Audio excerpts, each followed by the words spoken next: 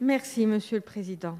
Je cite: « Si le législateur est appelé à modifier les textes en vigueur, c'est pour mettre fin aux avortements clandestins qui sont le plus souvent le fait de celles qui, pour des raisons sociales, économiques ou psychologiques, se sentent dans une telle situation de détresse qu'elles ont décidé de mettre fin à leur grossesse dans n'importe quelles conditions. » Par cette phrase de son discours du 26 novembre 1974, Simone Veil résumait entièrement l'esprit et le but de la légalisation de l'avortement: répondre à la détresse de nombreuses femmes et leur éviter un avortement clandestin.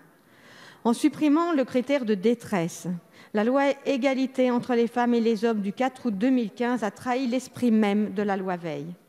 Le recours à l'IVG, une décision qui engage une vie et qui peut laisser des traces psychologiques, ainsi que le reconnaissent 92 % des Français sur le dernier sondage IFOP, par rapport à 89 % lors d'un sondage en 2016. De ce fait, il ne peut être négligé de cette manière, car ce n'est rien d'autre que cette détresse qui a conduit les législateurs de 1975 à faire passer l'avortement d'un crime à un droit. Masquer aux yeux de la société l'état de détresse qui pousse les femmes à recourir à l'avortement, c'est s'empêcher de leur apporter des réponses adaptées.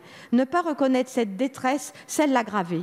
Il paraît donc indispensable de rétablir dans la loi la notion de détresse. Tel est le sens de cet amendement. Je vous remercie.